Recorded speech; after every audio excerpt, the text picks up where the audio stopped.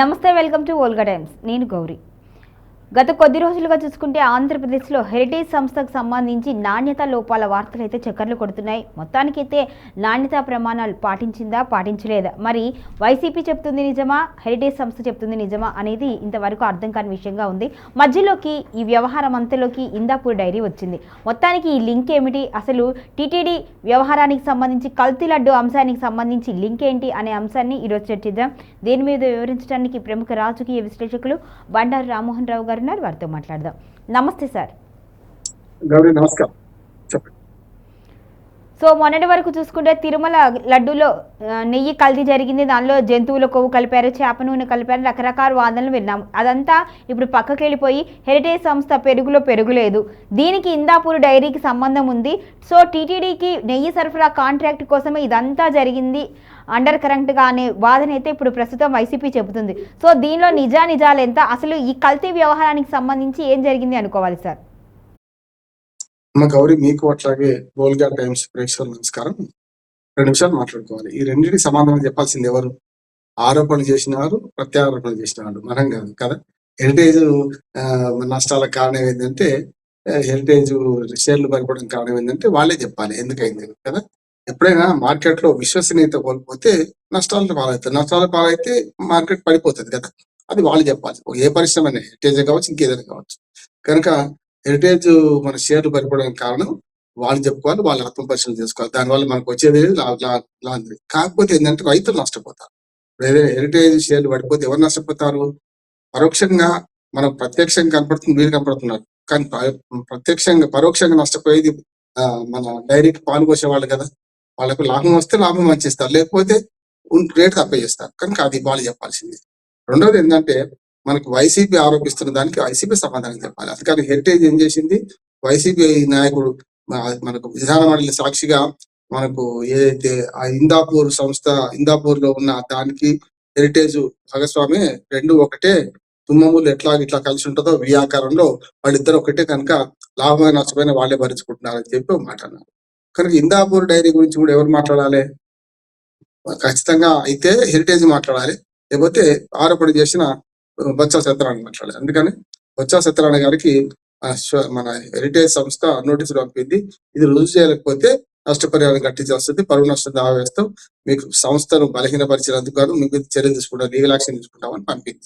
కనుక వాళ్ళు తెలుసుకోవాల్సిన సమస్య. ఎందుకంటే ఆవులు కొట్లాడుతున్నప్పుడు లేగరుడలు నష్టపోయినాడు, మనం నష్టపోదు. చూస్తున్నాం చాలాసార్లు. ఇప్పుడు టీవీ యాజమాన్యాల మీద, లేకుంటే విశ్లేషకుల మీద కేసులు పడుతున్నాయి, చూస్తున్నాం కదా మనం. ఇప్పుడు హెరిటేజ్ ఇది కరెక్ట్ అంటేనేమో ఎట్లా కరెక్ట్ అవుతుంది అని చెప్పి వైసీపీ వాళ్ళు అంటారు కదా.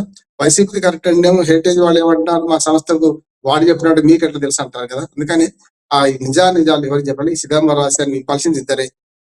ఇందాపూర్ డైరీకి హెరిటేజ్ సంస్థకు సంబంధం ఉంది అన్న బొత్స సత్యనారాయణ చెప్పాలి, లేకపోతే లీగల్ చర్యలకు బాధ్యులవుతారు ఆయన.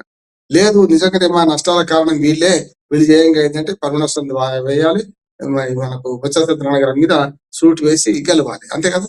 వాళ్ళిద్దరు కూడా మన సంబంధం లేదు. కానీ మన సంబంధం ఏంటంటే, ఒకటి పాల ధరలు పడిపోయినా, లేకుంటే రైతులు నష్టపోయినా, హెరిటేజ్ సంస్థ నష్టపోయినా రైతులు అంతిమంగా నష్టపోతారు. కనుక అది ప్రజలకు ప్రత్యక్షంగా పాల రైతులకు, పాడి రైతులకు ఉన్న సమస్య.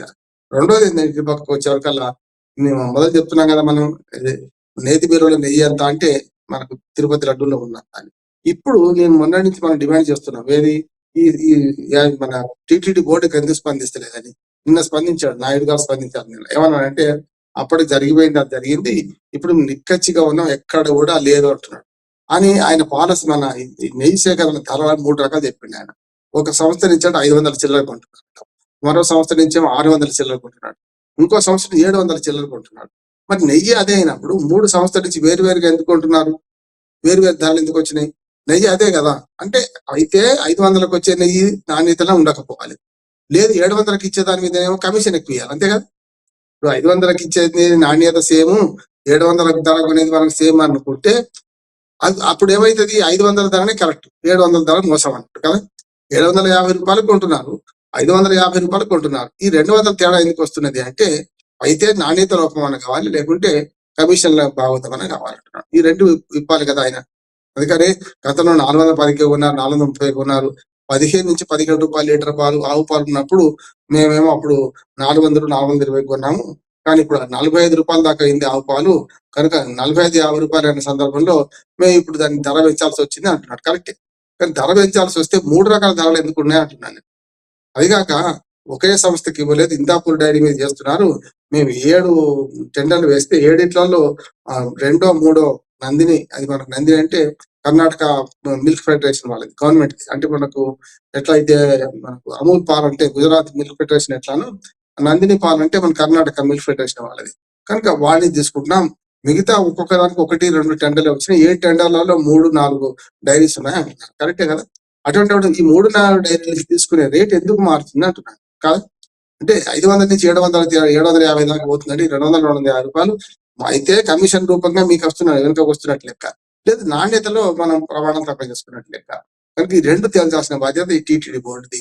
ఈ అంతిమంగా విధాన మండలి సాక్షిగా బొత్స సత్యనారాయణ గారు చేసిన ఆరోపణకు హెరిటేజ్ సంస్థ నోటీసులు పంపింది. నోటీసులు జవాబు చెప్పుకోవాల్సింది ఆయన. విధాన మండలి సాక్షిగా నేను చేసింది కరెక్టే అంటే ఆయన సాక్ష్యం చూపించి ఆయన గెలవడి అంటే ఇద్దట్లో ఏదో ఒకటి కరెక్ట్, 2 కరెక్ట్ అయితే కావు కదా. నేనేమంటున్నాను, 2 కరెక్ట్ కానప్పుడు ఏది కరెక్ట్ చెప్పాల్సిన బాధ్యత ఎవరిది? ఇటు హెరిటేజ్ సంస్థ. అంటే సంస్థ మీద ఆరోపణ వచ్చింది కదా, పరువు నష్టం వేస్తానికి నోటీసులు పంపుతా అనకుండా నిజంగా నిజమైతే మీరు చెప్పరు అదండి.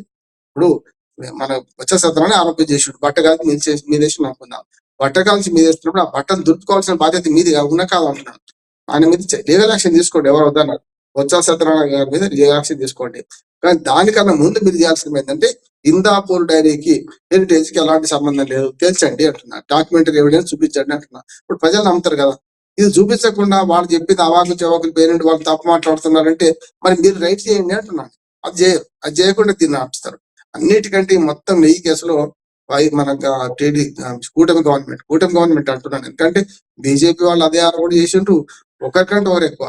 మనకు చంద్రబాబు నాయుడు గారేమో జంతువులో కొవ్వు కలిసిందంటే నెయ్యిలో, ఆయన పంది కొవ్వు కలిసింది అన్నాడు. ఎవరు? మన పవన్ కళ్యాణ్. వీళ్ళిద్దరు కలిసి సనాతన ధర్మాన్ని నాశనం చేస్తున్నారని చెప్పి పవన్ కళ్యాణ్ తో కూడా ఇటు బీజేపీ కూడా అన్నది కదా. ఇప్పుడు ఏమైంది చివరికి? ఈ వివాదం ముగిసింది, మాట్లాడకండి అంటున్నాడు చంద్రబాబు నాయుడు. ఎందుకంటే అది బౌన్స్ అయిపోయింది, ఆయన కానీ ఎదురు కొట్టింది కదా, బూమ్రాంగ్ అయింది. కనుక ఇప్పుడు ఏమంటున్నాడు,